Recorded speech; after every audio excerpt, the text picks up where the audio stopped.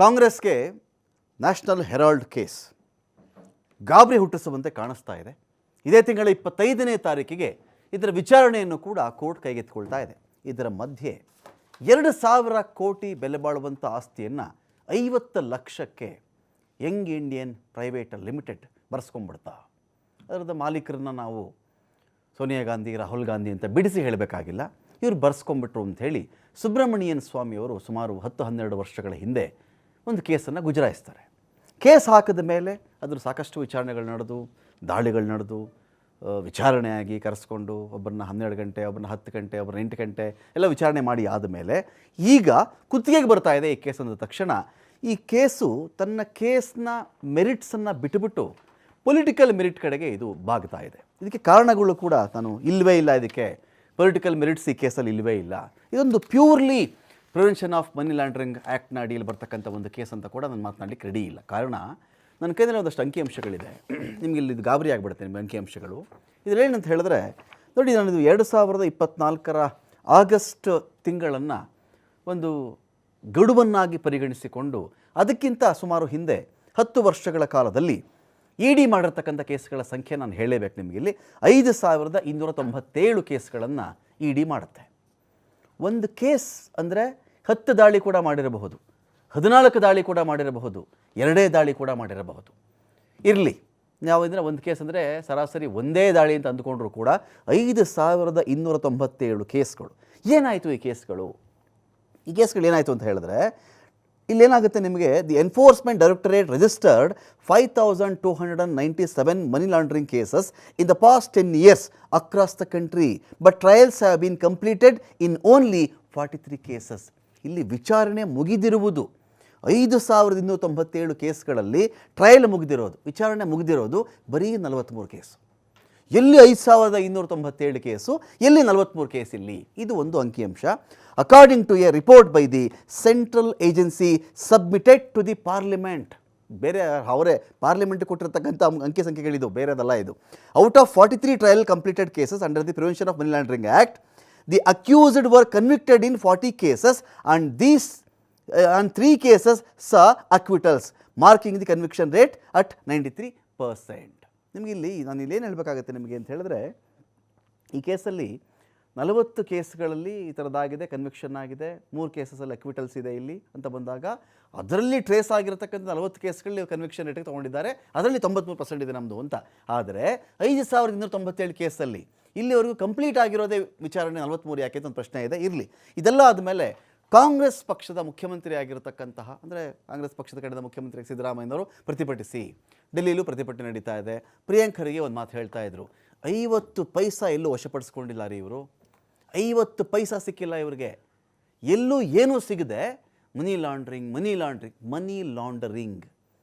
Laundering ಹಣದ ಅಕ್ರಮ ವರ್ಗಾವಣೆ, ಇದು ಹೇಗ್ರಿ ಆಯಿತು? ರಾಜಕೀಯ ಶತ್ರುತ್ವ, ದ್ವೇಷ, ವೈರತ್ವ ಇಟ್ಕೊಂಡು ಮಾಡ್ತಾ ಇದ್ದಾರೆ ಅಂತ ಅವ್ರು ಹೇಳ್ತಾ ಇದ್ದಾರೆ. ಇದೇ ವಿಚಾರಕ್ಕೆ ಸಂಬಂಧಪಟ್ಟಂತೆ ಒಂದು ಕಡೆ BJP, ಒಂದು ಕಡೆ ಕಾಂಗ್ರೆಸ್ನ ಪ್ರತಿನಿಧಿಗಳಿದ್ದಾರೆ. ಇಲ್ಲಿ ಮಾತಾಡ್ಸ್ತೀನಿ ಅವ್ರನ್ನ. ಒಂದು ಕಡೆ ನಮ್ಮ ನಟರಾಜ್ ಗೌಡರು ಜಾಯ್ನ್ ಆಗಿದ್ದಾರೆ, ಕಾಂಗ್ರೆಸ್ನ ವಕ್ತಾರರು. ಸ್ವಾಗತ ನಟರಾಜ್ ಗೌಡರು ಈ ಡಿಬೇಟ್ಗೆ. ವೆಂಕಟೇಶ್ ದೊಡ್ಡೇರಿ ಅವರಿದ್ದಾರೆ, BJPಯ ವಕ್ತಾರರು. ಸ್ವಾಗತ ನಿಮಗೆ ವೆಂಕಟೇಶ್ ದೊಡ್ಡೇರಿ. ನಮಸ್ಕಾರ. ಈಗ ಈ ನಟರಾಜ್ ಗೌಡರು ನೀವು ಆನ್ಸರ್ ಮಾಡಬೇಕು ಇದಕ್ಕೆ. ಹಾಗಾದ್ರೆ ಏನೂ ಆಗಿಲ್ವಾ ಈ ನ್ಯಾಷನಲ್ ಹೆರಾಲ್ಡ್ ಕೇಸಲ್ಲಿ? ಯಂಗ್ ಇಂಡಿಯನ್ ಪ್ರೈವೇಟ್ ಲಿಮಿಟೆಡ್ಗೆ ಅಸೋಸಿಯೇಟೆಡ್ ಜರ್ನಲ್ ಲಿಮಿಟೆಡ್ನ ಕಡೆಯಿಂದ ಬರಲಿಲ್ವಾ? ಯಾವುದು ಆಸ್ತಿ ಬರಲಿಲ್ವಾ ನಿಮಗೆ? ನೋಡಿ, 2,000 ಕೋಟಿ ಆಸ್ತಿನ 50 ಲಕ್ಷಕ್ಕೆ ಬರ್ಸ್ಕೊಂಡಿರೋ ಸುಳ್ಳ?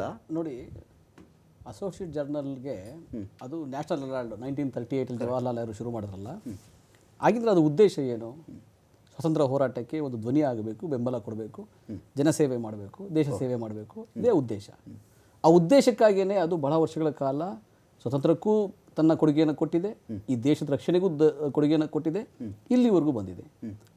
ಕಾಂಗ್ರೆಸ್ ಪಕ್ಷನೇ ಮೇಲಾಗಿ ಅದಕ್ಕೆ ಮೇಯ್ನಾಗಿ ಸ್ಪಾನ್ಸರು ಮತ್ತು ನೋಡ್ಕೊತಾ ಇದ್ದದ್ದು. ಓಕೆ, ಈಗ AJLಗೆ ಹಣಕಾಸಿನ ತೊಂದರೆ ಆದಾಗ ಅದರದೇನು ಲಾಭದ ಕಂಪ್ನಿ ಅಲ್ಲ, ಅದು ಲಾಭ ಮಾಡೋ ಆದಾಯ ಮಾಡೋ ಕಂಪ್ನಿ ಅಲ್ಲ, ಅದು ಉದ್ದಿಮೆ ಅಲ್ಲ, ಅದು ಬಿಸ್ನೆಸ್ ಅಲ್ಲ, ಅದು ಸೇವೆ.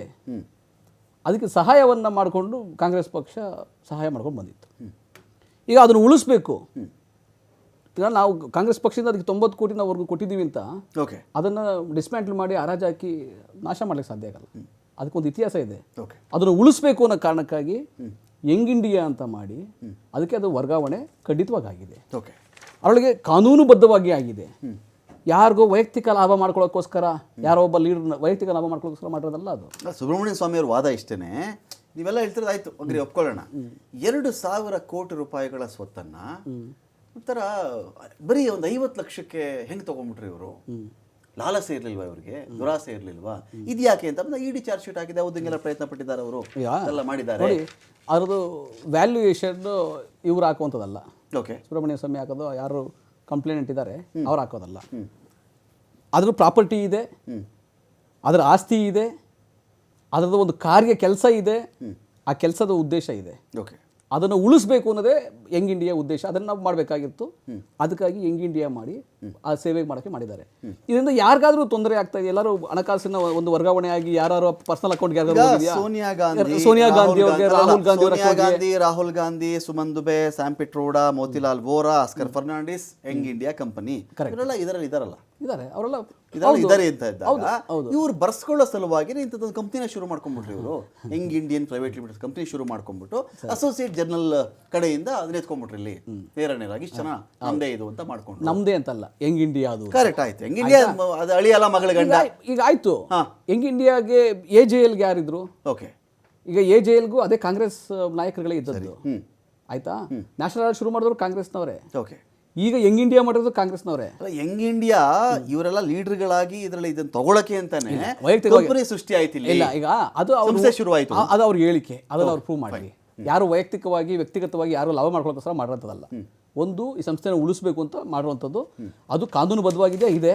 ಅದು ಕೋರ್ಟಲ್ಲಿ ಕೂಡ ಎಲ್ಲರೂ ಇಲ್ಲಿವರೆಗೂ ಕೋರ್ಟ್ಗೆಲ್ಲ ದಾಖಲಾತಿ ಕೊಟ್ಟಿದ್ದೀವಲ್ಲ, ಕೋರ್ಟ್ಗೆ ಎಲ್ಲ ದಾಖಲಾತಿ ಕೊಡಲಾಗಿದೆ. ಆದರೂ ಕೂಡ ಇಲ್ಲಿ ಯಾವ ವರ್ಗಾವಣೆ ಯಾರ ಅಕೌಂಟ್ಗಾಗಿದೆ? ಓಕೆ, ಶ್ರೀಮತಿ ಸೋನಿಯಾ ಗಾಂಧಿ ಅವರ ಅಕೌಂಟ್ಗೆ ಹಣ ವರ್ಗಾವಣೆ ಆಗಿದೆಯಾ? ಶ್ರೀಯುತ ರಾಹುಲ್ ಗಾಂಧಿ ಅವರ ಅಕೌಂಟ್ ಹಣ ವರ್ಗಾವಣೆ ಆಗಿದೆಯಾ? ಇಲ್ವಲ್ಲ. ವೈಯಕ್ತಿಕವಾಗಿ ಯಾವುದೋ ಆಸ್ತಿಯನ್ನು ಟ್ರಸ್ಟ್ಗಳನ್ನ ಆಸ್ತಿಯನ್ನು ತಗೊಂಡು ಸ್ವಂತಕ್ಕೆ ಯಾರು ಉಪಯೋಗಿಸಿಲ್ಲ. ಸೊ ಹಂಗಿರ್ಬೇಕಾದ್ರೆ ಇದು ಕೇಸಲ್ಲದ ಕೇಸನ್ನ ಬಿಲ್ಡ್ ಮಾಡಿ ತಮ್ಮ ಸಂಸ್ಥೆಗಳ ಮುಖಾಂತರ ಇಡಿ ಐಟಿ ಏನಿದೆ ಸಂಸ್ಥೆಗಳ ದುರುಪಯೋಗ ಮಾಡಿಕೊಂಡು ಇಲ್ಲಿವರೆಗೂ ಇದ್ರ ಬಗ್ಗೆ ಗೊಂದಲವನ್ನ ಮೂಡಿಸಿ ಕೆಲವು ಮುಖವಾಣಿಗಳಿದ್ದವಲ್ಲ, ರಾಷ್ಟ್ರೀಯ ಮುಖ್ಯ ವಾಹಿನಿಗಳಿದ್ದಾವಲ್ಲ, ಅವುಗಳ ಮುಖಾಂತರ ಇವರ ತೇಜೋವಧೆಯನ್ನು ನಿರಂತರವಾಗಿ ಮಾಡ್ತಾ ಇದ್ದಾರೆ. ಆದರೆ ಕೋರ್ಟಲ್ಲಿ ನಿಲ್ಲಲ್ಲ, ಕೋರ್ಟಲ್ಲಿ ಇವರ ಸುಳ್ಳುಗಳು ನಿಲ್ಲಲ್ಲ. ಓಕೆ ವೆಂಕಟೇಶ್ ಸರ್, ನನಗೆ ಇಲ್ಲಿ ನೋಡಿ ಕೆಲವು ವಿಚಾರಗಳಲ್ಲಿ ಎಷ್ಟು ಸೂಕ್ಷ್ಮವಾಗಿರ್ತವೆ ಅಂತ ಹೇಳಿದ್ರೆ, ನಾನು ಇದನ್ನು ಹಿಂದೆ ಕೂಡ ನಿಮ್ಮ ಹತ್ರ ಚರ್ಚೆ ಮಾಡಿದ್ದೀನಿ. ಮೊದಲಿಗೆ ಇಡಿಯ ಈ ಸಕ್ಸಸ್ ರೇಟ್ ಅಥವಾ ಕನ್ವಿಕ್ಷನ್ ರೇಟ್ ಬಗ್ಗೆನೇ ದೇಶಾದ್ಯಂತ ದೊಡ್ಡ ಚರ್ಚೆ ನಡೀತು. ಎಷ್ಟು ಸ್ಮಾರ್ಟ್ ಇದೆ ನೋಡಿ ಅಂಕಿಅಂಶಗಳು ಅಂತ ಬಂದು ತುಂಬ ಸ್ಮಾರ್ಟಾಗಿ ಬರೆದಿದ್ದಾರೆ. ಇಲ್ಲಿ ವಿಷಯ ಎಷ್ಟೇನೆ, ಕೇಸ್ ನೋಡಿ ಇಲ್ಲಿ ಹೇಗಿದೆ ಅಂದರೆ 5,297 ಕೇಸ್ ಆಯಿತು ಸ್ವಾಮಿ, ಇಡಿ ಕೇಸ್ಗಳಾಯಿತು. ಇದರಲ್ಲಿ 43 ಕೇಸ್ಗಳು ವಿಚಾರಣೆ ಕಂಪ್ಲೀಟ್ ಆಯಿತು ಅಂತ. ನಾವಿಲ್ಲಿ ರೇಷಿಯೋ ಕೊಡಬೇಕಾದ್ರೆ 5,297 ಕೇಸಲ್ಲಿ 43 ಕೇಸ್ ಯಾವ ಮಹಾರಿ, 10% ಕೂಡ ಬರಲ್ವೇನೋ ಸರಿಯಾಗಿ ಯೋಚನೆ ಮಾಡಿಬಿಟ್ರೆ ಅಂತ ನಾವು ಮಾತಾಡ್ತೀವಿ ಇನ್ ಜನರಲ್ಲು. ಇವರೇನು ಮಾಡಿದ್ದಾರೆ, 43 ಕೇಸ್ ವಿಚಾರಣೆ ಮುಗೀತು. ಇದರಲ್ಲಿ 40 ಕೇಸಸ್ಸಲ್ಲಿ 3 ಕೇಸ್ಗಳನ್ನು ಅಕ್ವಿಟಲ್ ಆಯಿತು, 40 ಕೇಸು ಅಂದರೆ 40 ಕೇಸು ಕನ್ವಿಕ್ಷನ್ ಆಯಿತು, 3 ಕೇಸ್ ಅಕ್ವಿಟಲ್ ಆಯಿತು. ಹಾಗಾಗಿ ಇದರ ಸಕ್ಸಸ್ ರೇಟನ್ನು 93% ಏರಿಸ್ಬಿಟ್ರು ಇವರು. ಹಾಗಾದರೆ 5,297 ಕೇಸನ್ನು ಕೌಂಟ್ ಮಾಡಬೇಕಾಗಿರೋದು ಯಾರು? ಇದೊಂದು ಬಿಟ್ಟುಬಿಡಿ. ಇದು ಅಂದರೆ ಇಡಿ ಬಗ್ಗೆ ಇರತಕ್ಕಂಥ ಇನ್ ಜನರಲ್ ಒಪಿನಿಯನ್ ಮತ್ತು ಆರೋಪವನ್ನು ನಾನು ಹೇಳ್ತಾ ಇದ್ದೀನಿ. ರಾಜಕೀಯವಾಗಿ ಬೆದರಿಸಬೇಕು ಮತ್ತು ಅತಿ ಹೆಚ್ಚಿನ ಇತ್ತೀಚಿನ ಕೇಸ್ಗಳಾಗಿರೋದು 2022-23 ಈ ಟೈಮಲ್ಲಿ ಚುನಾವಣೆಗಳ ಹೇರಳವಾಗಿದ್ದಂಥ ಕಾಲಘಟ್ಟದಲ್ಲಿ ವಿಪರೀತವಾಗಿ ದಾಳಿಗಳಾಯಿತು ಅಂತ ಹೇಳಿ ಇದನ್ನು ಎಲೆಕ್ಷನ್ ಅಥವಾ ಇದರಲ್ಲಿ ರಾಜಕೀಯ ಪ್ರೇರಿತವಾಗಿರ್ತಕ್ಕಂಥ ದಾಳಿಗಳಾಯಿವು, ಕೇಸ್ಗಳ ಕೇಂದ್ರ ಸಂಸ್ಥೆಗಳ ದುರುಪಯೋಗ ಮಾಡ್ಕೊಳ್ತಾರೆ ಅಂತ ಪ್ರತಿಪಕ್ಷಗಳೆಲ್ಲ ನಾಯಕರು ಆರೋಪವನ್ನು ಮಾಡ್ತಾರೆ. ರಮಾಕಾಂತ್ ಜಿ, 1937ರಲ್ಲಿ ಪ್ರಾರಂಭವಾದಂಥ ಈ ಅಸೋಸಿಯೇಟ್ ಜನರಲ್ ಲಿಮಿಟೆಡ್ ಏನಿದೆ, ಅವತ್ತು ಇಡೀ ಪ್ರಶ್ನೆಗೆ ಉತ್ತರಣೆ ಕೊಡಲ್ಲ, ನೀವು ಸ್ಕಿಪ್ ಆಗ್ಬಿಟ್ರೆ ನೀವು ಇಲ್ಲ ಪ್ರಶ್ನೆ. ಇವತ್ತು ಚರ್ಚೆ ಇರ್ತಕ್ಕಂಥದ್ದು ಕಾಂಗ್ರೆಸ್ನವ್ರ ಮೇಲೆ ಇರ್ತಕ್ಕಂಥ ಈ ಆರೋಪ ಏನಿದೆ, ಅದರ ಉಗಮ ಮತ್ತು ಅದರಿಂದ ನಡೆದಂಥ ಪ್ರಕ್ರಿಯೆ ಮತ್ತು ಕಾನೂನು ಪ್ರಕ್ರಿಯೆಯಲ್ಲಿ ಏನು ಸರಿ ಇದೆ ಅನ್ನೋ ಪ್ರಶ್ನೆ. ಇಡೀ ಏನು ಮಾಡುತ್ತೆ ಅನ್ನೋದನ್ನು ಏನು ಮಾಡಿದೆ, ಏನು ಮಾಡ್ತಾ ಇದೆ, law it take its own course. 1937ರಲ್ಲಿ 5,000 ಈ ದೇಶಭಕ್ತರ ಹೆಸರಿನಲ್ಲಿ ಪ್ರಾರಂಭವಾದಂಥ ಈ ಸಂಸ್ಥೆ, ಅವತ್ತು ಯಾರಿದ್ರು, ನೆಹರು ಅವರಿದ್ದರು, ಪುರುಷೋತ್ತಮ್ ದಾಸ್ ತಂಡನ್ ಅವರಿದ್ದರು, ಆಚಾರ್ಯ ನರೇಂದ್ರ ಭಾಯ್ ಅವರಿದ್ದರು, ರಫಿ ಅಹಮದ್ ಕಿದ್ವಾಯಿ ಅವರು, ಅನೇಕ ಪುಣ್ಯ ಮಂತ್ರಿದ್ರು. ಅದರಲ್ಲಿ ಅವ್ರು ಮಾಡಿದ್ದಂಥ ಈ ಕಂಪನಿ 3 ಪತ್ರಿಕೆಗಳನ್ನು ನಡೆಸ್ತಿತ್ತು. ನ್ಯಾಷನಲ್ ಹೆರಾಲ್ಡು, ನವಜೀವನ ಮತ್ತು ಕಾಮಿ ಆವಾಜ್ ಅಂತ ಹೇಳಿ 3 ಪತ್ರಿಕೆ ನಡೆಸ್ತಿತ್ತು. ಈ ಪತ್ರಿಕೆ ನಡೆಸ್ತಕ್ಕಂಥ ಸಂದರ್ಭದಲ್ಲಿ ಈ ಪತ್ರಿಕೆ ಸರಿಗೆ ನಡ್ಕೊಂಡು ಬರ್ತಿತ್ತು. ಯಾವ ಕಾಲದಲ್ಲಿ ನೆಹರು ಅವರು 17 ವರ್ಷ ಈ ಭಾರತದ ಪ್ರಧಾನಮಂತ್ರಿಗಳಾಗಿದ್ದರು, ಶ್ರೀಮತಿ ಇಂದಿರಾ ಗಾಂಧಿ ಅವರು 18 ವರ್ಷಗಳಾಗಿದ್ದರು, ಶ್ರೀ ರಾಜೀವ್ ಗಾಂಧಿ ಅವರು ಸುಮಾರು 5 ವರ್ಷಗಳಾಗಿದ್ರು. ಅವರ ಒಂದು ಕೃಪಾಪೋಷಿತದಲ್ಲಿ ಬಂದಿತ್ತು.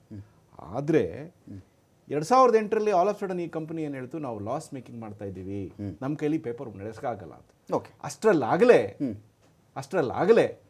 ಸುಮಾರು ಸಾವಿರಾರು ಕೋಟಿ ರೂಪಾಯಿ ಬಾಳೆ ಬಾಳತಕ್ಕಂತಹ ಸರ್ಕಾರಿ ಆಸ್ತಿಗಳನ್ನು ಈ AGL ಕಂಪನಿಗೆ ಕೊಡಲಾಗಿತ್ತು. ಓಕೆ, ಡೆಲ್ಲಿಲಿ ಇರ್ತಕ್ಕಂಥದ್ದು, ಡೆಲ್ಲಿ, ಭೋಪಾಲ್, ಇಂದೋರ್, ಬಾಂಬೆ, ಕಲ್ಕಟ್ಟ, ಎಲ್ಲೆಲ್ಲಿದೆಯೋ ಎಲ್ಲ ಕಡೆ ಒಂದು ಮೇಜರ್ ಏನು ಸಿಟೀಸ್ ಇದೆ ಅಲ್ಲಾಗಲೇ ಪ್ರಾಪರ್ಟಿಯನ್ನು ಮಾಡಲಾಗಿತ್ತು. ಓಕೆ, 2008 ಅಷ್ಟೊತ್ತಿಗಾಗಲೇ 15ರಿಂದ 20-25 ಕೋಟಿ ರೂಪಾಯಿ ರೆಂಟ್ ಕೂಡ ಬರ್ತಾ ಇತ್ತು.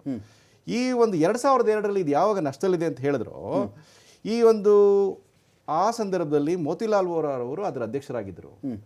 ತದನಂತರದಲ್ಲಿ 90 ಕೋಟಿ ರೂಪಾಯಿ ಅವರು ಡಿಕ್ಲೇರ್ ಮಾಡ್ಕೊಂಡ್ರು, 90 ಕೋಟಿ ಲಾಸ್ ಆಯ್ತಂತ. 90 ಕೋಟಿನ ಕೊಟ್ಟವ್ರು ಯಾರು? ಕಾಂಗ್ರೆಸ್ ಪಕ್ಷ. ಅದಕ್ಕೆ 90 ಕೋಟಿ ಸಾಲವನ್ನು ಕೊಡಲಾಯಿತು. People representative act section 29A8C ಮತ್ತು section 13A of the income tax act ಪ್ರಕಾರ ಯಾವುದೇ ಪಕ್ಷ, ರಾಜಕೀಯ ಪಕ್ಷ ಯಾವುದೇ ಬಿಸ್ನೆಸ್ನಲ್ಲಿ ಇಂಟ್ರೆಸ್ಟ್ ಪಡ್ಕೊಳ್ಳೋಂಗಿಲ್ಲ. ಓಕೆ, ಮತ್ತು ಇವ್ರು ಹೆಂಗೆ ಕೊಟ್ಟಿದ್ದನ್ನ? ಪ್ರಶ್ನೆ ಒಂದಾಯ್ತು. ಅಲ್ಲಿಗೆ ಬರೋಣ. ಒಂದೊಂದು ಪ್ರಶ್ನೆ ಇಲ್ಲಿ. ಎರಡನೇ ಪ್ರಶ್ನೆ ಏನಾಯ್ತು ಅಂತಂದರೆ, 23 ನವೆಂಬರ್ 2010ರಲ್ಲಿ ಈ ಒಂದು ಯಂಗ್ ಇಂಡಿಯಾ ಲಿಮಿಟೆಡ್ ಅಂತ ಮಾಡಲಾಯಿತು. ಈ ಯಂಗ್ ಇಂಡಿಯಾದಲ್ಲಿ ಇದ್ದವ್ರು ಯಾರು? ಶ್ರೀಮತಿ ಸೋನಿಯಾ ಗಾಂಧಿ ಅವರು 38%, ರಾಹುಲ್ ಗಾಂಧಿ ಅವರು 38%, A1 A2, ಮೋತಿಲಾಲ್ ವೋಹ್ರಾ 85 ವರ್ಷದ ಯಂಗ್ ಇಂಡಿಯಾದ ಡೈರೆಕ್ಟ್ರು 100%, ನಮ್ಮವರೇ ಆಗಿದ್ದಂಥ ಆಸ್ಕರ್ ಫರ್ನಾಂಡಿಸ್ ಅವರು 100%. ಒಟ್ಟೆಷ್ಟಾಯ್ತು? 100% ಆಯ್ತು. ಇದ್ರಲ್ಲಿ ಯಾರ್ದು ಜಾಸ್ತಿ ಇದೆ? 72% ಯಾರ್ದಿದೆ ಇದರಲ್ಲಿ? ಇವರೇನು ಮಾಡಿದ್ರು? ಒಂದು ಪ್ಲಾನ್ ಮಾಡಿದ್ರು. ಏನು ಮಾಡಿದ್ರು ಅಂದರೆ, ಈ 90 ಕೋಟಿನ ತಗೊಳಕ್ಕೆ, ಈ ಎಂಟೈರ್ ಆಸ್ತಿನ ಹೊಡಿಲಿಕ್ಕೆ 50 ಲಕ್ಷಗಳ ಶೇರ್ ಮೂಲಕ ಎಂಟೈರ್ ಪ್ರಾಪರ್ಟಿನ AGL ಪ್ರಾಪರ್ಟಿನ ಇವರು ತಗೊಂಡ್ಬಿಟ್ರು. ತಗೊಂಡ್ಬಿಟ್ಟ ಮೇಲೆ ಏನಾಯ್ತು, ಮೊನ್ನೆ ಸುಬ್ರಹ್ಮಣ್ಯ ಸ್ವಾಮಿ ಅವರು ಒಂದು ಕಂಪ್ಲೇಂಟ್ ಹಾಕಿದ್ರು. ವೆಂಕಟೇಶ್ ಸರ್, 2 ಭಾಗ ಅಲ್ಲ, ನಾನು ಹೇಳ್ಬಿಡ್ತೀನಿ. 2 ಭಾಗ ಕೇಳಿಸ್ಕೊಂಬಿಡಿ. ನಿಮ್ಮ ಫ್ಲೋ ನಾನು ಕಟ್ ಮಾಡೋದು. ಹೇಳಿ. ಈಗ ಆಸ್ತಿ ವಿವಾದ ಬೇರೆ, ಆಸ್ತಿ ವರ್ಗಾವಣೆ ಬೇರೆ, PMLA ಬೇರೆ. ಹೌದು, ನಾನು ಹೇಳ್ತಾ ಇರೋದು ಎಲ್ಲೇ ಆಸ್ತಿ ವಿವಾದ ಆಯ್ತಪ್ಪ, ಇದೇನು ಆಸ್ತಿ ಬರಬೇಕಾದ್ರೆ ಇದು ಸಾಮಾನ್ಯವಾದ ಆಸ್ತಿ ಅಲ್ಲ. ಇದು prevention of money laundering act. ಇದಕ್ಕೆ ಹೇಗೆ ಅಟ್ರಾಕ್ಟ್ ಆಗುತ್ತೆ? ಹೌದು, ಹೇಳ್ತೀನಿ. ಇದು ಕಾಂಗ್ರೆಸ್ ಪಕ್ಷ ಸಾರ್ವಜನಿಕ ಆಸ್ತಿಯನ್ನು ಒಡಗಲಿಕ್ಕೆ ಮಾಡಿದಂತ ಹುನ್ನಾರ ಇದು. ಓಕೆ, ಇದು ಮನಿ ಲ್ಯಾಂಡ್ರಿಂಗ್ ಬಂದು ED ಅವರು ಬಂದು ಆಲ್ ಆಫ್ ಸಡನ್ ತಗೊಂಡ್ಬಿಡ್ಲಿಲ್ಲ ನಿಮ್ಮ ಹತ್ರ ಬಂದು. ಕೋರ್ಟು ಇವತ್ತೇನು ಹೇಳಿದ್ರು ಅಂತಂದ್ರೆ, court there is a prima facie case. The court finally observed that prima facie evidence against the accused was found. The court issued a notice to the defendants to appear in the court. ಆವಾಗ start ಆಗಿದ್ದು. ಸುಬ್ರಹ್ಮಣ್ಯ ಸ್ವಾಮಿ ಯಾವ private complaint ಮಾಡಿದ್ರು ಅದಾಯ್ತು. ತಾವು ಕೋರ್ಟಿಗೆ ಹೋದ್ರಿ. ಕೋರ್ಟಲ್ಲಿ ಏನು ಹೇಳಿದ್ರು? ಹೈಕೋರ್ಟಲ್ಲಿ ಏನು ಹೇಳಿದ್ರು? ಹೈಕೋರ್ಟಲ್ಲೂ ಕೇಸ್ ಇದೆ ಅಂತ ಹೇಳಿದ್ರು. ನೀವು ಸ್ಟೇ ಇದನ್ನು ತಗೊಂಡ್ರಿ, ಪರ್ಸನಲ್ ಅಪಿಯರೆನ್ಸ್ ತಗೊಂಡ್ರಿ, ಸುಪ್ರೀಂ ಕೋರ್ಟ್ಗೆ ಹೋದ್ರಿ. ಸುಪ್ರೀಂ ಕೋರ್ಟ್ ಅವ್ರು ಏನು ಹೇಳಿದ್ರು? ಹೌದು, ಅವ್ರಿಗೆ ಒಂದು ಅಡ್ವೊಕೇಟ್ ಮೂಲಕ ಮಾಡಕ್ ಬಿಡಿ ಅಂತ ಹೇಳ್ತಾರೆ. ಈಗ ಪ್ರಕರಣ ನ್ಯಾಯಾಲಯದ ಮುಂದೆ ಇದೆ, ಫೇಸ್ ಮಾಡಿ. ಅದ್ರಲ್ಲಿ ನಿಮಗೆ ಮಾರಲ್ ರೈಟ್ ಏನಿದೆ? ನೀವು ಸ್ಟ್ರೈಕ್ ಮಾಡಕ್ಕೇನಿದೆ? ನೀವು ಸ್ಟ್ರೈಕ್ ಮಾಡಕ್ಕೆ ನಿಮ್ಗೆ ಅಧಿಕಾರ ಏನಿದೆ? ನೀವು you are before the court, please go before the court. ಇಲ್ಲಿ ಇನ್ ಜನರಲ್ ನಾವು ED ಏನೋ ದಾಳಿ ಮಾಡ್ತಾರೆ, ರಾಜಕೀಯ ದಾಳಿಗಳು ಹಾಗೆ ಹೀಗೆ ಅಂತಂದಾಗ ಯಾವ ಪಕ್ಷ ಕೂಡ CBIನೋ EDನೋ ಬಳಸೋದ್ರಲ್ಲಿ ಹಿಂದೆ ಬಿದ್ದಿರಲಿಲ್ಲ. ನೀವೊಂದು ABCD ಮಾಡಿದರೆ ಅವ್ರು PhD ಮಾಡಿರ್ಬೋದು. ನೀವು ABCD ಮಾಡಿದರೆ ED CBI ವಿಚಾರದಲ್ಲಿ BJP ಅವ್ರು PhD ಮಾಡಿರ್ಬೋದು. ವ್ಯತ್ಯಾಸ ಇಷ್ಟೇ, ಪ್ರಮಾಣದಲ್ಲಿ ವ್ಯತ್ಯಾಸಗಳಿರಬಹುದು. ನೀವು ಮಾಡಿದಾಗಾದರೆ ಅದು ಅಪರಾಧದ ತೂಕ ಮತ್ತು ಶಿಕ್ಷೆ, ಅವ್ರು ಮಾಡಿಬಿಟ್ಟಾಗ ಅದು ಸೇಡು. ಹಾಗೆ ದೇಶಾದ್ಯಂತ ಪ್ರತಿಭಟನೆ ಆಗಬೇಕು, ಬಿಡಬೇಡಿ ಎಲ್ಲ ಕಡೆ ಪ್ರತಿಭಟನೆ ಮಾಡಿದರೆ. ಈಗ ನೀವು ಒಂದು ಅಂಕಿಅಂಶ ಕೂಡ ಉಲ್ಲೇಖ ಮಾಡ್ತಾ ಇದ್ದೀರಿ. ಕರೆಕ್ಟ್. 5297 ಕೇಸ್ಗಳಲ್ಲಿ 45 ಕೇಸ್ ಅನ್ನೋದು 1%ಗಿಂತ ಕಡಿಮೆ. 1%ಗಿಂತ ಕಡಿಮೆ. ಅದೇನು ಇವರು ಪೂರ್ಣ ಪ್ರಮಾಣದಲ್ಲಿ ತನಿಖೆಯನ್ನು ಮುಗಿಸಿರೋದು ಅಂತ. 1%ಗಿಂತ ಕಡಿಮೆ 10 ವರ್ಷಗಳಲ್ಲಿ. 10 ವರ್ಷಗಳಲ್ಲಿ. ಓಕೆ, ಆಯ್ತಾ? ನೀವು ಅದರಲ್ಲಿ ರಾಜಕೀಯ ದಾಳಿಗಳು, ರಾಜಕೀಯ ವ್ಯಕ್ತಿಗಳ ಮೇಲೆ ದಾಳಿ ನೋಡಿಕೊಂಡ್ರೆ ಮೋರ್ ದ್ಯಾನ್ 90%, 93% ಹೆಚ್ಚು ಕಡಿಮೆ. 90%ಗೆ ಹೆಚ್ಚು ವಿರೋಧ ಪಕ್ಷಗಳ ನಾಯಕರುಗಳ ಮೇಲೆ ದಾಳಿ ಆಗಿರ್ತಕ್ಕಂಥ. ಓಕೆ, ಅದರೊಳಗೆ ನೋಡಿ, ಈಗ ನಾನು ಒಂದು ಕೇಸ್ ನಿಮಗೆ ರೆಫರ್ ಮಾಡ್ಬೋದು. ಮೊನ್ನೆ ಸಿದ್ದರಾಮಯ್ಯನವರ MUDA case. Okay, MUDA case ಒಂದು ಸಿವಿಲ್ ಡಿಸ್ಪ್ಯೂಟು. ಆ ಥರ ಸಿವಿಲ್ ಡಿಸ್ಪ್ಯೂಟು ಕರ್ನಾಟಕದಲ್ಲಿ ಸಾವಿರಾರಿದೆ. ಎಲ್ಲ ಕೇಸ್ಗಳಿಗೂ ED ಎಂಟರ್ ಆಗೋದಾದ್ರೆ ಲಾಜಿಕೇ ಇಲ್ಲ, ಹೈಲಿ ಇಲ್ಲಾಜಿಕಲ್ ಆಗುತ್ತೆ. ಇಲ್ಲ ನೀವು ಕೇಂದ್ರ ಸರ್ಕಾರ ಕೇಳಿದೆ ನಾನು ಅದನ್ನು, ವೆಂಕಟೇಶ್ ಅವರು ಕೇಳಿದೆ. ಸ್ವಾಮಿ, ನೀವು ಆಸ್ತಿ ವಿಚಾರಗಳು, ಸ್ವತ್ತು, ಟ್ರಸ್ಟು, ಪ್ರೈವೇಟ್ ಲಿಮಿಟೆಡ್ಡು, ಇದನ್ನೆಲ್ಲವನ್ನು ED ಅಂತ ಎಂಟ್ರಿ ಮಾಡ್ತಾ ಹೋದರೆ ಅದಕ್ಕೆ ಕೊನೆ ದೇಶದಲ್ಲಿ ಎಲ್ಲ ಕೇಸ್ಗಳು ಮನಿ ಲಾಂಡ್ರಿಂಗ್ ಉದ್ದೇಶ. ಈಗ ಈ ಪ್ರಕರಣದಲ್ಲಿ ಬರಬಾರ್ದು ಅಂತ ಹಾಗಾದ್ರೆ ED ವಿಚಾರದಲ್ಲಿ ಸ್ವತ್ತು ಅನ್ನೋದೆಲ್ಲೂ ಇರಬಾರ್ದು, ಸ್ಥಿರಾಸ್ತಿ ವಿಷಯನೇ ಬರಬಾರ್ದು, ಬರೀ ನಗದು ಅಂತ ಇರಬೇಕು ಅಂತ ಇಲ್ಲ. ಆ ರೀತಿ ಅಲ್ಲ. ಈಗ ಮನಿ ಲಾಂಡ್ರಿಂಗ್ ಆಕ್ಟ್ ಇದಕ್ಕೂ ಅಪ್ಲೈ ಆಗುತ್ತೆ ಅನ್ನೋದಾದ್ರೆ ಇದರ ಎಲ್ಲ ಪ್ರಕರಣಗಳಿದ್ದಾವೆ. ಮಾನ್ಯ ಯಡಿಯೂರಪ್ಪನವರ ಮೇಲೆ ಡಿನೋಟಿಫಿಕೇಶನ್ ಮಾಡಿದಾಗ ಅವ್ರ ಮೇಲೆ ಪ್ರಕರಣಗಳಿದ್ದಾವೆ ಲ್ಯಾಂಡ್ದು. ಕುಮಾರಸ್ವಾಮಿಯವ್ರ ಮೇಲೆ ಪ್ರಕರಣ ಇದೆ, ಗಂಗೆನಲ್ಲಿ 1 ಎಕರೆ 11 ಗುಂಟೆದು ಪ್ರಕರಣ ಇದೆ. ಯಡಿಯೂರಪ್ಪ A1, ಕುಮಾರಸ್ವಾಮಿ A2 ಆ ಕೇಸ್ನಲ್ಲಿ ಇವರು ಬೇಲಲ್ಲೇ ಇರೋದು. ಸೊ ಆ ಪ್ರಕರಣ ಇನ್ನೂ ಜೀವಂತ ಇದೆ. ಅದರೊಳಗೆ ಯಾಕೆ 100 ಕೋಟಿ ಸರ್ಕಾರಕ್ಕೆ ನಷ್ಟ ಆಯ್ತಲ್ಲ, ಹಂಗಾರೆ ಯಾಕೆ ಅದಕ್ಕೆ ಇಡಿ ಬರಬಾರ್ದು? ಎಲ್ಲ ಕೇಸ್ಗಳಿಗೂ ಇಡಿ ಬರೋದಾದ್ರೆ ಅರ್ಥ ಇರೋದಿಲ್ಲ. ಬೇರೆ ತನಿಖಾ ಸಂಸ್ಥೆಗಳಿಗೆ ಅಕ್ರಮ ನಡೆದಿದೆಯಾ ನಡೆದಿಲ್ವಾ ಯಾರೊಳಗೆ ನೋಡಿ ನ್ಯಾಷನಲ್ ಹೆರಾಲ್ಡ್ ಅಲ್ಲಿ ಇಡಿ ಬಿಟ್ಬಿಡಿ, ಇಡಿನೂ ಬಿಟ್ಬಿಡೋಣ, CBI ಬಿಟ್ಬಿಡಿ, ಯಾವುದೇ ತನಿಖೆ ಆಗಲಿ. ನೋಡ್ರಿ, ನಂಬರ್ 1 AJL ಅನ್ನೋದು ಲಾಭಕ್ಕೆ ಮಾಡ್ತಾ ಇರ್ತಕ್ಕಂಥ ಸಂಸ್ಥೆ ಅಲ್ಲ, ಉದ್ಯಮ ಅಲ್ಲ. ಆ ಸಂಸ್ಥೆ ತೀವ್ರ ಆರ್ಥಿಕ ನಷ್ಟ ಆಗ್ತಿತ್ತು. ಆ ಸಂಸ್ಥೆಯನ್ನು ಉಳಿಸಬೇಕು ಅಂತ ಥ್ರೂ ಯಂಗ್ ಇಂಡಿಯಾ ಆ ಉಳಿಸೋಕೆ ಪ್ರಯತ್ನ ಮಾಡಿದೆ ಹೊರತು ಯಾವುದೋ ವ್ಯಕ್ತಿಗತ ಲಾಭಕ್ಕಾಗಿ ಮಾಡುವಂಥದ್ದಲ್ಲ. ಅದು ಉದ್ಯಮ ಮಾಡಿ ಅಲ್ಲಿ ಲಾಭ ಮಾಡ್ಕೊಬೇಕಂದ್ರೆ ಆಗಮಿಸಕ್ಕಲ್ಲ. ಬಂದಿದ್ದು ಆಗ್ಬೋದು 50 ಲಕ್ಷಕ್ಕೆ. ಈಗ ರಾಹುಲ್ ಗಾಂಧಿಯವರು, ಸೋನಿಯಾ ಗಾಂಧಿಯವರು ಸ್ಟೇಕ್ ಹೋಲ್ಡರ್ ಆದ್ರೆ ಇಷ್ಟೇ ಪರ್ಸೆಂಟೇಜ್ ಅಂತ ತೀರ್ಮಾನ ಮಾಡೋಕ್ಕೆ ಯಾರು BJP ನಾಯಕರಿಗೆ ಯಾರಿಗೂ ಅಧಿಕಾರ ಇಲ್ಲ. ಯಂಗ್ ಇಂಡಿಯಾದ್ದು ಇವ್ರಿಗೆ ಯಾರಿಗೂ ಅಧಿಕಾರ ಇಲ್ಲ. ಅದಕ್ಕೆ AJL ಇವ್ರು ಯಾರು ಸ್ಟೇಕ್ ಇರಲಿಲ್ಲ. ಯಾರು ಮೆಂಬರು ಇರಲಿಲ್ಲ. BJP-ನಲ್ಲಿ RSS-ನವ್ರು ಯಾರು ಮೆಂಬರ್ ಇರಲಿಲ್ಲ. ಇವತ್ತು RSS-ದು ಇಡೀ ದೇಶದಲ್ಲಿ ಸಾವಿರಾರು ಕೋಟಿ ಪ್ರಾಪರ್ಟಿ ಇದೆಯಲ್ಲ, ಎಲ್ಲಿಂದ ಬಂತದು? ಏನು ದುಡಿದು ಇವ್ರ ಜೀವನದಿಂದ ಹಾಕಿರೋದ? ಎಲ್ಲ ಅಲರ್ಟ್ ಮಾಡಿರ್ತಾನೆ. ಸುಪ್ರೀಂ ಕೋರ್ಟ್ ಹೋದ್ರ ನೀವು? ಅಲ್ಲ, ಜನಗಳು ಚರ್ಚೆ ಆಗ್ತಾ ಇದೆ. ಜನಗಳು ಚರ್ಚೆ ಆಗ್ತಾ ಇದೆ.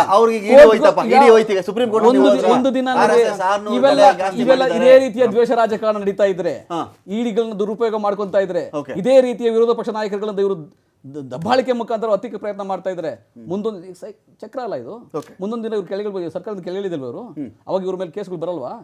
ಇದೇ ರೀತಿ ಯಾರಾದ್ರೂ ಉದ್ದೇಶಪೂರ್ವಕ ಕೆಲಸ ಮಾಡಿದ್ರೆ ಆಗುತ್ತೆ.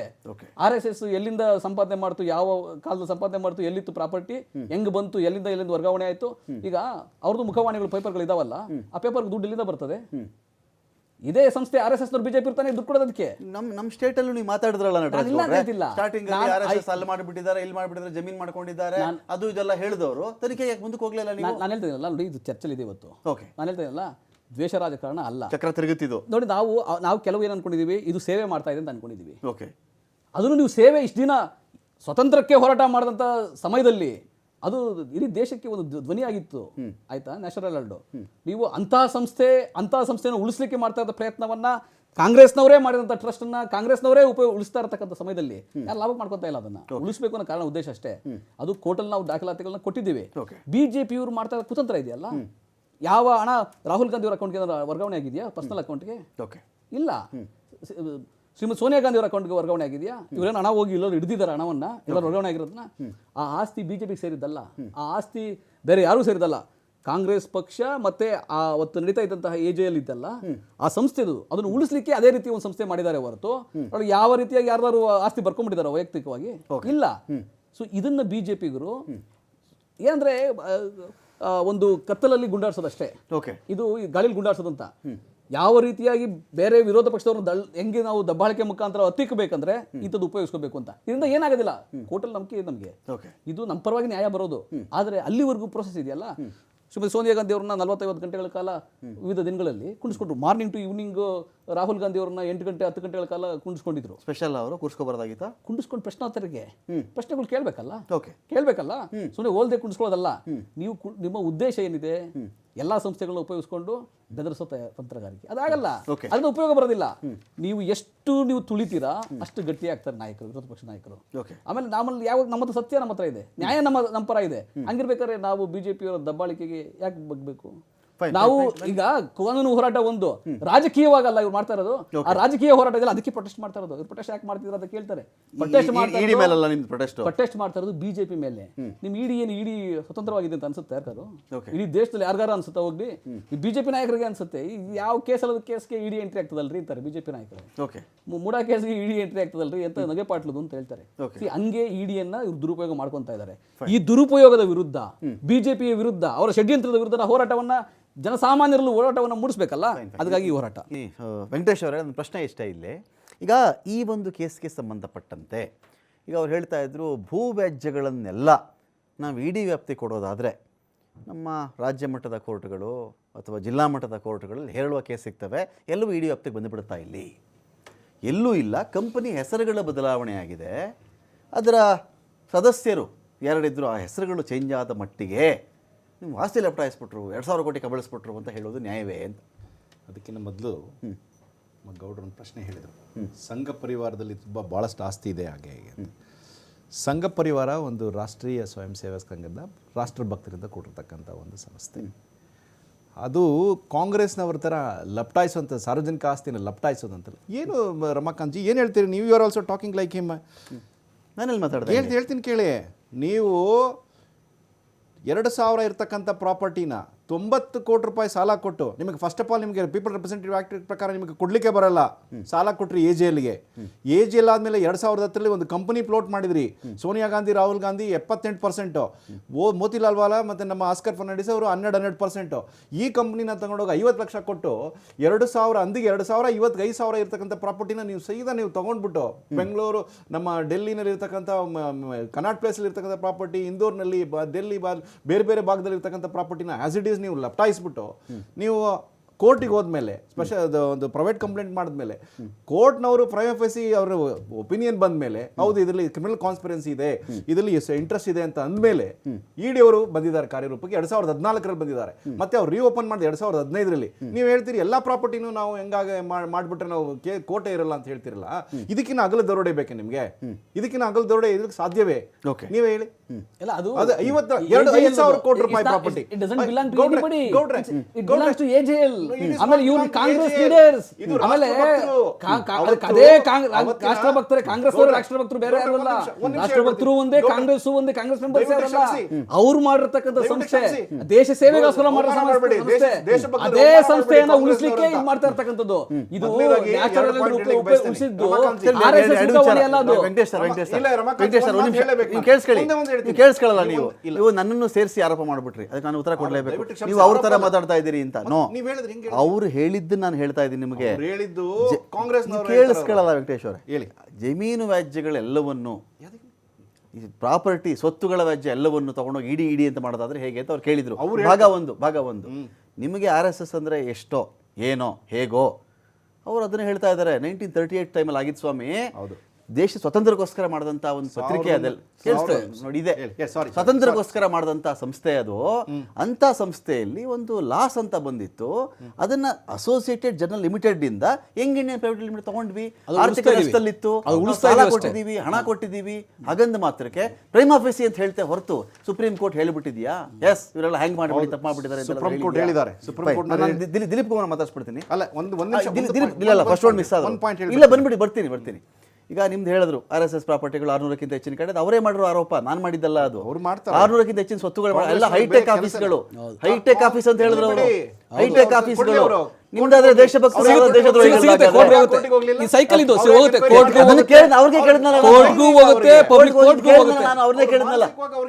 ಶಕ್ತಿ ಇಲ್ಲ ಅವ್ರಿಗೆ, ಕೋರ್ಟ್ಗೂ ಹೋಗ್ತಾರೆ. ಚರ್ಚೆಗೆ ಬರ್ತಿದ್ರು. ಹೇಗಿದು ಈಗ ನಮ್ಗೆ ಯೂಶುವಲ್ ಆಗಿ ಇನ್ ಜನರಲ್ ನೋಡಿ, ನಾವು ಈ PMLA ಅಂತ ಬಂದಾಗ ಸೆಕ್ಷನ್ 5 ಅದ್ರ ಪ್ರಕಾರ ಹೋದರೆ ED power to attach property, ಆಸ್ತಿ ಮುಟ್ಟುಗೋಲು ಹಾಕೊಳ್ಳೋಕೆ ಅದಕ್ಕೆ ಅವಕಾಶ ಇದೆ. Section 17 powers of search and seizure, ಆಯಿತು, ಶೋಧ ಮತ್ತು ಅಲ್ಲಿ ವಶಕ್ಕೆ ಪಡಿಸ್ಕೊಳ್ಳೋದು ಅಥವಾ ಮುಟ್ಟುಗೋಲು ಹಾಕೊಳ್ಳೋದು ಅಂತ ಹೇಳಿ. 45 reversal of the burden of proof, ಪುರಾವೆಗಳ ಹೊರೆಯನ್ನು ಹಿಮ್ಮೆಟ್ಟಿಸೋದಾಗುತ್ತೆ. ಸೆಕ್ಷನ್ 50 ಹೇಳುತ್ತೆ power to make self incriminating statement, ಸ್ವಯಂ ದೋಷಾರೋಪ ಹೇಳಿಕೆ ನೀಡುವಂಥ ಅಧಿಕಾರ ಕೂಡ ಅವ್ರಿಗಿರುತ್ತೆ ಅಂತ ಹೇಳಿ. ಇದರಲ್ಲಿ PMLA ಎಲ್ಲರೂ ಕೇಳ್ತಿರೋದು, ಕಾಂಗ್ರೆಸ್ ನಾಯಕರೆಲ್ಲರೂ ಕೇಳ್ತಾ ಇದ್ದಾರೆ 50 ಪೈಸೆ ಹಣ ಸಿಗಲಿಲ್ಲ. ಬರೀ ಕಾಂಗ್ರೆಸ್ ನಾಯಕರಿಗೆ ಮಾತ್ರ ನಾನು ಮಾತು ಹೇಳಲ್ಲ. ಅರವಿಂದ್ ಕೇಜ್ರಿವಾಲ್ ಅವ್ರ ಕೇಸಲ್ಲೂ ಕೂಡ ಎಲ್ಲರೂ ಮಾತಾಡಿದ್ರು. ಅರವಿಂದ್ ಕೇಜ್ರಿವಾಲ್ ಅವರು ಆಪ್ತನ ಮನೆ ಮೇಲೆ ದಾಳಿ ಮಾಡಿದಾಗಲೂ ಕೂಡ ಅವರು ಹೇಳ್ತಾ ಇದ್ರು 4 ಕಾಣಿ ಹಣ ಸಿಕ್ಕಿಲ್ಲ ಇವರಿಗೆ, ನನ್ನೇನೋ ಮಧ್ಯದ ಹಗರಣ ಮಾಡಿಬಿಟ್ರೆ ಅಂತ ಕೂಗಾಡ್ಬಿಟ್ರೆ ಇವರು. ಇಲ್ಲ ಹಣ, ಆ ಕೇಸ್ ಏನಾಯಿತು, ಎಲೆಕ್ಷನ್ ಮುಗೀತು, ಎಲ್ಲ ಆಯಿತು, ಆರಾಮು ನಾರ್ಮಲ್ ಎಲ್ಲ. ಈಗ ಅದು ನಾನು ಪಕ್ಷದ ವಿಚಾರವಾಗಿ ಬಂದರೆ, ಓಕೆ, ಇವಾಗ ಕಾಂಗ್ರೆಸ್ ಗೌರ್ಮೆಂಟ್ ಇದ್ದಾಗ BJP ಅವರು ಅಲಿಗೇಷನ್ ಮಾಡ್ತಿದ್ರು, ಇದು ಕಾಂಗ್ರೆಸ್ ಬ್ಯೂರೋ ಆಫ್ ಇನ್ವೆಸ್ಟಿಗೇಷನ್ ಅಂತ ಹೇಳ್ಬಿಟ್ಟು. ಹಾಗೆ BJP ಅವರು ಇದ್ದಾಗ EDನ BJP ಅವರು ತಮ್ಮ ಅನುಕೂಲಕ್ಕೋಸ್ಕರ ಬಳಸ್ತಾ ಇದ್ದಾರೆ ಅಂತ ಹೇಳ್ಬಿಟ್ಟು. ಆದರೆ ಈಗ ನಿಮಗೆ ED ಚಾರ್ಜ್ ಶೀಟ್ ಹಾಕಿದೆ. Okay, correct. ಅಂದರೆ ಈ ಪ್ರಕರಣ ಅಂದರೆ ಚಾರ್ಜ್ ಶೀಟ್ ಪ್ರತಿ ಮಾನ್ಯ ನ್ಯಾಯಾಲಯದ ಮುಂದೆ ಇದೆ. ಕರೆಕ್ಟ್. ಕಾಗ್ನಿಸೆನ್ಸ್ ತಗೋಬೇಕು ಇವಾಗ. ಸೊ ಕ್ಲಾಸಿಫಿಕೇಶನ್ ಆಫ್ ಅಫೆನ್ಸ್, ಇವಾಗ ಎಲ್ಲ ಸಿವಿಲ್ ಕೇಸಸ್ಗಳು ಕ್ರಿಮಿನಲ್ ಕೇಸ್ ಆಗ್ಲಿಕ್ಕೆ ಸಾಧ್ಯ ಇಲ್ಲ, ಆಯಿತಾ?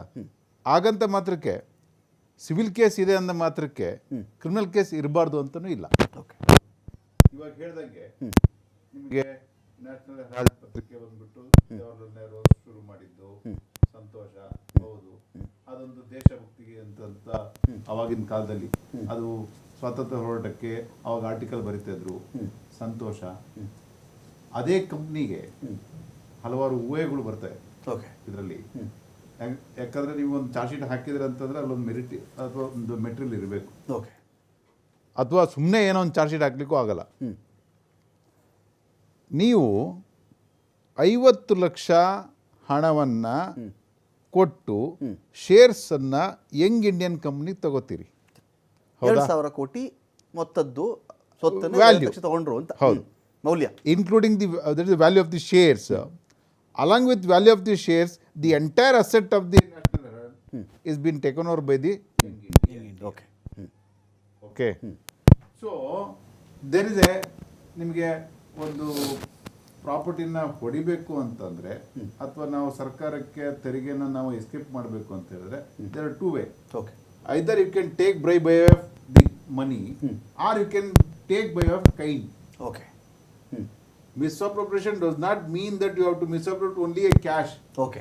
And also a kind. ನಗದುನೇ ಬರಬೇಕು ಅಂತ ಏನಿಲ್ಲ. ಓಕೆ. ಸೊ ಈ ರೀತಿ ಆಗಿದೆಯಲ್ಲ ಈ ಟ್ರಾನ್ಸಾಕ್ಷನ್ನು, ಏನು 50 ಲಕ್ಷಕ್ಕೆ ನೀವು 2,000 ಕೋಟಿ ಪ್ರಾಪರ್ಟಿನ ನೀನು ಒಂದು ಕಂಪ್ನಿಯಿಂದ ಇನ್ನೊಂದು ಕಂಪ್ನಿಗೆ ವರ್ಗಾಯಿಸ್ಕೊಂಡಿದ್ದು. ನಾನು ನಿಮಗೊಂದು ಎಕ್ಸಾಂಪಲ್ ಕೊಡ್ತೀನಿ. ನಮ್ಮ ಅಬ್ಕಾರಿ ಆ್ಯಕ್ಟಲ್ಲಿ ಸೆಕ್ಷನ್ 17B ಅಂತ ಇದೆ, ಸಾಹೇಬ್ರಿಗೆ ಗೊತ್ತು. ನೀವು ಅಬ್ಕಾರಿ ಆ್ಯಕ್ಟಲ್ಲಿ ಒಬ್ಬ ಲೈಸೆನ್ಸ್ನ ಇನ್ನೊಬ್ಬ ಲೈಸೆನ್ಸ್ ಬೇರೆಯವರಿಗೆ ನೀವು ಟ್ರಾನ್ಸ್ಫರ್ ಮಾಡಬೇಕು ಅಂತ ಹೇಳಿದ್ರೆ ಟ್ರಾನ್ಸ್ಫರ್ ಫೀಸ್ ಅಂತ ಹೇಳ್ತಿರುತ್ತೆ. ಓಕೆ. ಓಕೆ. ಅದು ಮೊದಲು ಹೆಂಗಿತ್ತಂದರೆ ಪಾರ್ಟ್ನರ್ಶಿಪ್ ಫರ್ಮಲ್ಲಿ ಲೈಸೆನ್ಸ್ ಇರ್ತಾ ಇತ್ತು. ಪಾರ್ಟ್ನರ್ಶಿಪ್ ಫರ್ಮು ಲೈಸೆನ್ಸ್ ಏನೋ ಆಗ್ತಾ ಇರಲಿಲ್ಲ, ಪಾರ್ಟ್ನರ್ಸ್ ಚೇಂಜ್ ಆಗ್ತಾ ಇದ್ರು. Okay. That's indirect way taking over the licence in order to escape the licence fee. Okay. So partners ಬದಲಾಗ್ತಾ ಇದ್ರು, ಅದ್ರ ಹೆಸರು ಮಾತ್ರ ಬದಲಾಗ್ತಾ ಇರಲಿಲ್ಲ. ಹಾಗಾಗಿ ನನಗೆ ಟ್ರಾನ್ಸ್ಫರ್ ಆಫ್ ಲೈಸೆನ್ಸ್ ಫೀ ನಾನು ಕೊಡಬೇಕಾಗಿಲ್ಲ ಅಂತ ಹೇಳ್ಬಿಟ್ಟು ವಾದ ಇತ್ತು. ಅದೇ ಥರ ಹೈಕೋರ್ಟ್ ಕೂಡ ಕ್ವಾಶ್ ಮಾಡ್ತಾ ಇತ್ತು. ಸೊ ಸಬ್ಸಿಕ್ವೆಂಟ್ಲಿ ಏನು ಮಾಡಿದ್ರು, ನೀನು it's a indirect way to take away the rates of the state government to collect the revenue. So even if it's a partnership firm, high court ಹೇಳುತ್ತೆ ನೀನು ಕಲೆಕ್ಟ್ ಮಾಡಬೇಕು ಅಂತ ಹೇಳ್ಬಿಟ್ಟು. It's a change of partners ಅಂತ ಹೇಳ್ಬಿಟ್ಟು. Okay. So similarly ಇಲ್ಲಿ ನೀವೊಂದು ಕಂಪ್ನಿನ ಶುರು ಮಾಡ್ತೀರಿ, ಫ್ಲೋಟ್ ಮಾಡ್ತೀರಿ. ನಿಮ್ಮ ಕ್ಯಾಪಿಟಲ್ 5 ಲಕ್ಷ. ನಿಮ್ಮ ಕ್ಯಾಪಿಟಲ್ಲು ಯಂಗ್ ಇಂಡಿಯನ್ದು ಶುರು ಮಾಡಿದ್ದು ಇರೋದೇ 5 ಲಕ್ಷ. ಆಸ್ ಪರ್ ದಿಸ್ ಈ ಕಂಪ್ನಿದು ಉದ್ದೇಶನ ನೀವು ನೋಡಿದ್ರೆ, ಆರ್ಟಿಕಲ್ಸ್ ಆಫ್ ಅಸೋಸಿಯೇಷನ್ ನೋಡಿದ್ರೆ, it's only a non profitable institution. Okay. Section 8. Okay. ಅಂದ್ರೆ ಈ ಸಂಸ್ಥೆಯನ್ನ ಹುಟ್ಟು ಹಾಕಿದ ಮೇಲೆ ಯಾವುದೇ ಸಮಾಜಮುಖಿ ಕಾರ್ಯನ ಮಾಡದಲ್ಲೇ ಡೈರೆಕ್ಟ್ ಇನ್ ಬಿಸ್ನೆಸ್ ಇಳಿದಿದೆ ಪ್ರೈಮಾ ಫೇಸಿ. ಓಕೆ. ಸೊ ಹಾಗಾಗಿ ಈ ರೀತಿ ನಿಮಗೆ PMLA ಸೆಕ್ಷನ್ 4 ಇಸ್ ಅಟ್ರಾಕ್ಟ್ ಆಗುತ್ತೆ. Your punishable up to 7 years ಅಂತ ಹೇಳ್ಬಿಟ್ಟು ಇನ್ವೆಸ್ಟಿಗೇಷನ್ ಮಾಡಿ ಇವಾಗ ದೋಷಾರೋಪಣ ಪಟ್ಟಿಯನ್ನು ಸಲ್ಲಿಸಿದ್ದಾರೆ. ನಾನು ಅಲ್ಲಿರ್ತಕ್ಕಂತಹ ಆರೋಪಗಳು ಮುಂದೆ ಪ್ರೂವ್ ಆಗುತ್ತೋ ಬಿಡುತ್ತೋ ಅದು ಮನೆ ನ್ಯಾಯಾಲಯಕ್ಕೆ ಬಿಟ್ಟಿದ್ದು ಅಥವಾ ಸಾಕ್ಷಿ ವಿಚಾರಣೆ ಮೇಲೆ ಬಿಟ್ಟಿದ್ದು. ಇವಾಗ ಏನು ಆಧಾರ ಇದೆ ಅದು ನ್ಯಾಯಾಲಯದಲ್ಲಿದೆ, ಅದನ್ನ ನಾವು ತೀರ್ಮಾನ ಇವಾಗ ಹೇಳಕ್ಕಾಗಲ್ಲ. ಏನು ನಟರಾಜ್ ಗೌಡ್ರೆ, ಈಗ ಈ ಕೇಸ್ಗೆ ಸಂಬಂಧಪಟ್ಟಂತೆ ಈಗ ನಟರಾಜ್ ಗೌಡರು, ನಮ್ಮ ವೆಂಕಟೇಶ್ ದೊಡ್ಡೇರಿಯವರು, ದಿಲೀಪ್ ಅವರೆಲ್ಲ ಇದ್ದಾರಲ್ಲ, ಈ ಥರದ್ದು 3 ಜನ ಹೋಗ್ಬಿಟ್ಟು, ನೀವು ಕಾಂಗ್ರೆಸ್ ಅವರಲ್ಲ ಅಂದ್ಕೊಳ್ಳಿ, ಈ ಥರದ್ದು ನ್ಯಾಷನಲ್ ಹೆರಾಲ್ಡ್ ಇದೆ, ಅಸೋಸಿಯೇಟೆಡ್ ಜರ್ನಲ್ ಲಿಮಿಟೆಡ್ ಇದೆಯಲ್ಲ, ಬರೆದು ಬಿಡಿ ನಮಗೆ ಒಂದು 50 ಲಕ್ಷಕ್ಕೆ, ಅಂದರೆ ನೀವು 3 ಜನ ಒಂದು 15 ಲಕ್ಷ ಲೋನ್ ತೊಗೋಬೋದಾಗಿತ್ತಲ್ಲ ಅಂತ. 2,000 ಕೋಟಿ ಈಗ ನೋಡಿ, ಇದ್ರಲ್ಲಿ ರಾಹುಲ್ ಗಾಂಧಿ, ಸೋನಿಯಾ ಗಾಂಧಿ ಅವ್ರು ಯಾಕೆ ಇಲ್ಲಿ ನೋಡಿ ಕೊಡ್ತಿದ್ರಾ? ಬೇರೆಯವ್ರು ಅಪ್ಲೈ ಮಾಡಿದ್ದಿದ್ರೆ? ಖಂಡಿತ ಇಲ್ಲ. ಹಾಂ, ಖಂಡಿತ ಇಲ್ಲ. ನೋಡಿ, ಈಗ ನ್ಯಾಷನಲ್ ಹೆರಾಲ್ಡ್ ಕಾಂಗ್ರೆಸ್ ಶುರು ಮಾಡಿದ್ದೆ ಕಾಂಗ್ರೆಸ್ ನಾಯಕರುಗಳು. AJL ಅದಕ್ಕೆ ಸಂಪೂರ್ಣವಾಗಿ ಸಪೋರ್ಟು, ಫೈನಾನ್ಸು ಕಾಂಗ್ರೆಸ್ ನಾಯಕರೇ ಅವತ್ತಿನ ಇಲ್ಲಿವರೆಗೂ. ಅದನ್ನು ಉಳಿಸ್ಬೇಕು, ಅದಕ್ಕೊಂದು ಲೆಗಸಿ ಇದೆ, ಇತಿಹಾಸ ಇದೆ, ಅದನ್ನೇನು ಲಾಭ ಮಾಡ್ಕೋಬೇಕಂತ ಏನು ಉದ್ದೇಶ ಇಲ್ಲ ಕಾಂಗ್ರೆಸ್ ನಾಯಕರುಗಳಿಗೆ. ಓಕೆ. ಅದು ಉಳಿಸ್ಬೇಕು, ಆ ಇತಿಹಾಸ ಉಳಿಸ್ಬೇಕು ಅಂತೇಳಿ ಯಂಗ್ ಇಂಡಿಯಾ ಏನು ಲಾಭದಾಯಕವಲ್ಲದ ಒಂದು ಸಂಸ್ಥೆ ಮಾಡಿ ಅದ್ರ ಮುಖಾಂತರ ಅದನ್ನು ಉಳಿಸ್ಬೇಕು ಅಂತೇಳಿ ಅದನ್ನು ತೊಗೊಂಡ್ರಂತ. ಓಕೆ. ಅದನ್ನು ಯಾರೋ ಸ್ವಂತಕ್ಕೆ ರಿಜಿಸ್ಟರ್ ಮಾಡಿ ಯಾರಿಗೂ ಸೇಲ್ ಮಾಡಿಲ್ಲ, ಅದನ್ನು ಓಕೆ, ಯಾರಿಗೂ ಅದನ್ನು ಮಾರಾಟ ಮಾಡಿಲ್ಲ. ಇಲ್ಲ ಯಾರೋ ಇಂಡಿವಿಜುವಲ್ ಖಾತೆಗೆ ಅದನ್ನು ನಮೂದನೆ ಮಾಡ್ಕೊಂಡಿಲ್ಲ ಓಕೆ. ಅದನ್ನು ಸಂಸ್ಥೆಗೆ ತೊಗೊಂಡಿರೋಂಥದ್ದು, ಅದು ಕಾನೂನು ಪ್ರಕಾರನೇ ತೊಗೊಂಡಿರ್ತಕ್ಕಂಥದ್ದು. ಅದರೊಳಗೆ ಏನಾದರೂ ಲೋಪದೋಷಗಳಿದೆ ಅನ್ನೋದಾದರೆ ಕೋರ್ಟ್ ತೀರ್ಮಾನ ಮಾಡುತ್ತೆ, ನಮಗೇನು ಅಭ್ಯಂತರ ಇಲ್ಲ. ಆದರೆ BJP ಮಾಡ್ತಾ ಇರ್ತಕ್ಕಂಥದ್ದೇನು, ಕೇಂದ್ರ BJP ಸರ್ಕಾರ ಮಾಡ್ತಾ ಇರ್ತಕ್ಕಂಥದ್ದೇನು, 2014ರಿಂದ ಇಲ್ಲಿವರೆಗೂ ತಮಗೆ ಬೇಕಾದಾಗ ಅದನ್ನು ಉಪಯೋಗಿಸೋದು. ನೀವು ಇತಿಹಾಸದಲ್ಲಿ ಎಲ್ಲರೂ ಕೇಳಿದ್ರ, ನಮ್ಮ ಕಾಂಗ್ರೆಸ್ ಅಕೌಂಟನ್ನು ಸೀಸ್ ಮಾಡಿದರು, ಫ್ರೀಸ್ ಯುವ ಕಾಂಗ್ರೆಸ್ ಅಕೌಂಟ್ನ ಫ್ರೀಸ್ ಮಾಡಿದರು. ನಾವು ಚುನಾವಣೆನೇ ಮಾಡಬಾರ್ದು, ಉದ್ದೇಶ ಏನಿರೋದು ಬೇರೇನಿಲ್ಲ, ಉದ್ದೇಶ ಚುನಾವಣೆ ಮಾಡಬಾರ್ದು, ಅದಕ್ಕೇನು ಬೇಕೋ ಅದನ್ನು ನಾವು ಮಾಡಬೇಕು ಅನ್ನೋ ಉದ್ದೇಶ. ಇದು ರಾಜಕೀಯ ದ್ವೇಷ ಅಲ್ವಾ ಇದು?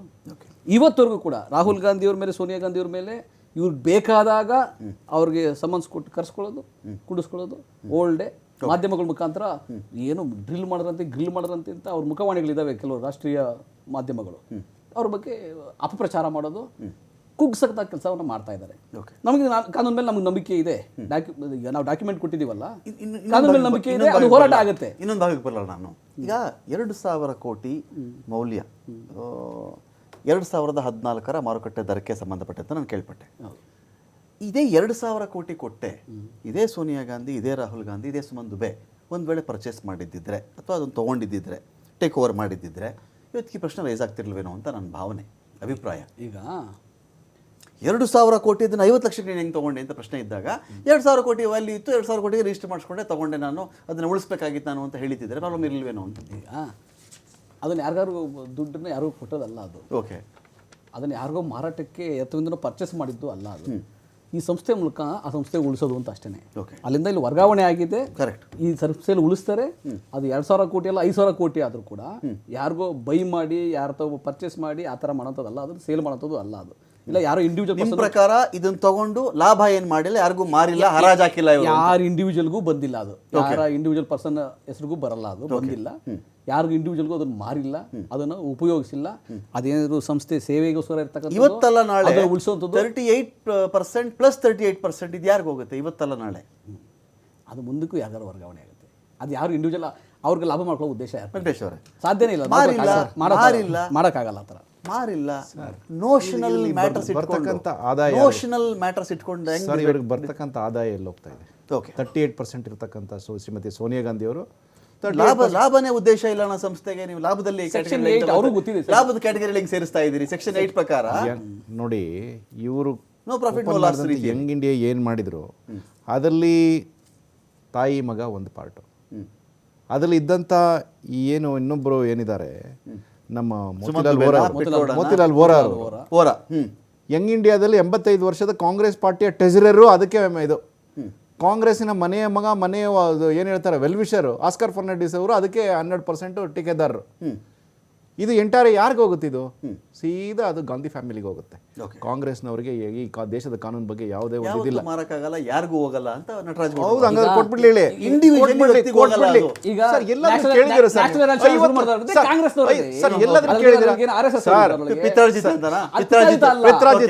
ಗಾಂಧಿ ಕುಟುಂಬ ಉಳಿಸ್ಬೇಕಲ್ಲ ದೇಶಕ್ಕೋಸ್ಕರ. ಗಾಂಧಿ ಫ್ಯಾಮಿಲಿ ಉಳಿಸೋದೇ ಒಂದೇ. ನಾನೊಂದು ಮಾತನ್ನು ಹೇಳ್ತೀನಿ.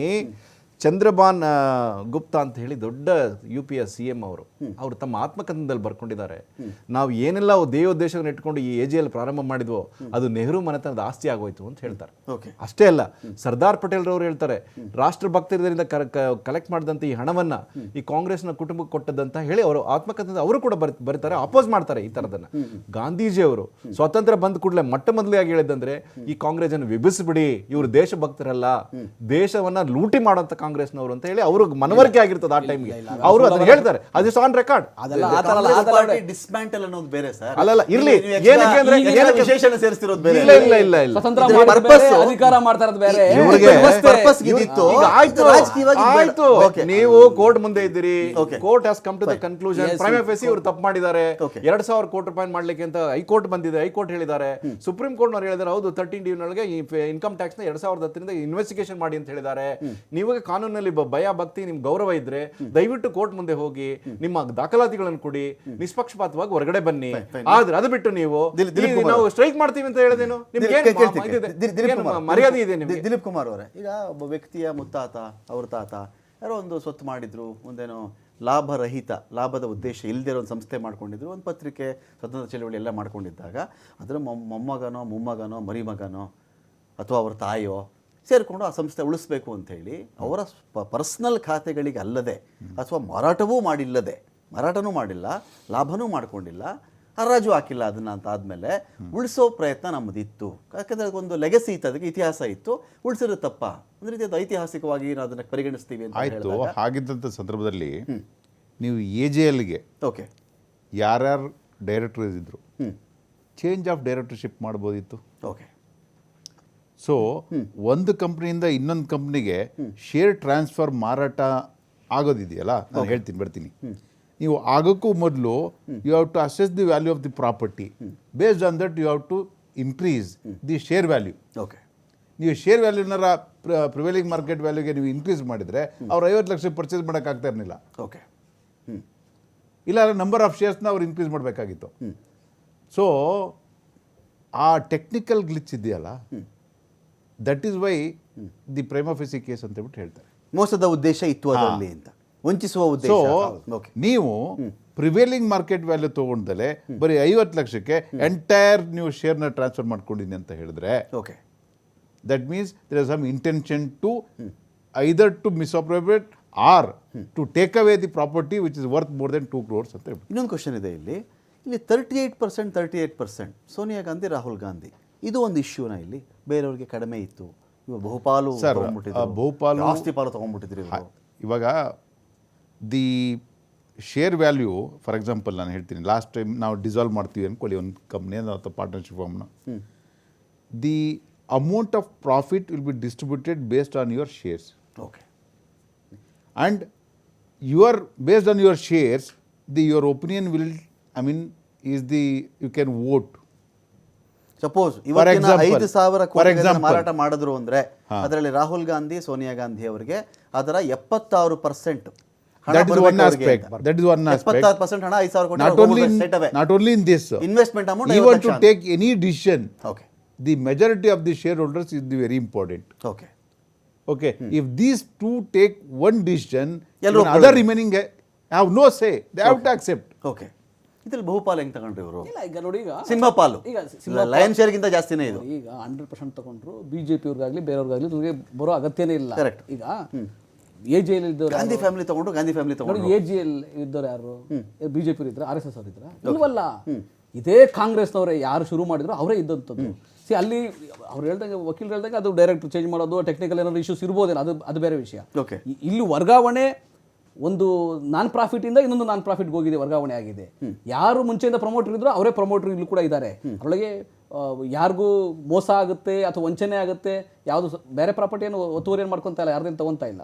ಇದು ಸಂಸ್ಥೆ, ಆ ಸಂಸ್ಥೆನ ಉಳಿಸ್ಬೇಕಂತ ಹೇಳಿ ಥ್ರೂ ಯಂಗ್ ಇಂಡಿಯಾ ಮಾಡಿದ್ದಾರೆ ಅಷ್ಟೇ ಬಿಟ್ರೆ, ಆ AJL ಮುಂದುವರೆದಿದ್ರೆ ಇವರೇ ಡೈರೆಕ್ಟರ್ ಆಗಿದ್ರೆ ಯಾರು ಕ್ವಶನ್ ಇದೆ? ಯಾರ್ದು ಕ್ವಶನ್ ಇದೆ? ಯಾರು ಕ್ವಶನ್ ಮಾಡ್ಲಿಕ್ಕೆ ಸಾಧ್ಯ ಆಗ್ತಿರ್ಲಿಲ್ಲ. ಅದ್ರೊಳಗೆ RSS ನವ್ರು ಬಂದು ಕ್ವಶನ್ ಮಾಡ್ತಾ ಇದ್ರ, BJP ಬಂದು ಕ್ವಶನ್ ಮಾಡ್ತಾ ಇದ್ರ? ಸಾಧ್ಯ ಇಲ್ಲ. ಇವರು ಕೂಡ, ಈಗ RSS BJP ಕೂಡ ಇಲ್ಲಿ ಪ್ರೈಮಾ ಫೆಸಿ ಆ ಟೆಕ್ನಿಕಲ್ ಗ್ಲಿಚ್ ಇದೆಯಾ ಅಲ್ಲಿ, ತಾಂತ್ರಿಕವಾಗಿ ಒಂದು ಕಡೆ ಇನ್ನೊಂದು ಕಡೆ ಡೈರೆಕ್ಟರ್ಶಿಪ್ ಬರಬೇಕಾದಾಗ ಏನು ಸಮಸ್ಯೆ ಆಗಿದೆಯೋ ಅದಕ್ಕೆ ಇಡಿ ಬಂದಿರೋದು ಅಂತ.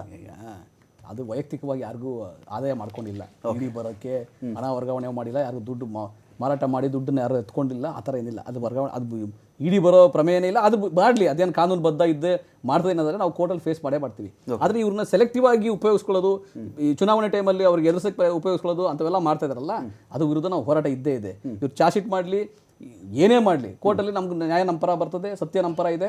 ಆದರೆ BJP ಇದನ್ನು ದುರುದ್ದೇಶದಿಂದ ಮಾಡ್ತಿದ್ದಾರೆ ಅಂತ. ಯಾರ ವಿರುದ್ಧ ಪ್ರತಿಭಟನೆ? ಸುಪ್ರೀಂ ಕೋರ್ಟ್ ವಿರುದ್ಧ ಪ್ರತಿಭಟನೆ ನಿಮ್ದು? BJP ವಿರುದ್ಧ. ಇಡಿ ವಿರುದ್ಧನಾ? BJP ವಿರುದ್ಧನಾ? ಯಾರ ವಿರುದ್ಧ ಪ್ರತಿಭಟನೆ? ನೋಡಿ, BJP ವಿರುದ್ಧನೇ ಇಡಿನ ದುರುಪಯೋಗ ಮಾಡ್ಕೊತಾ ಇದ್ದಾರೆ ಅಂತ. ಇಡಿ ಎಲ್ಲಿ ಉಳಿದಿದೆ? ಇಡಿ ಮೋರ್ಚಾ ಆಗಿದೆ BJPದು, IT ಮೋರ್ಚಾ ಆಗಿದೆ, CBI ಮೋರ್ಚಾ ಆಗಿದೆ, BJP ಕಚೇರಿನಲ್ಲಿ ನಡೀತಾವೆ ಇವೆಲ್ಲ.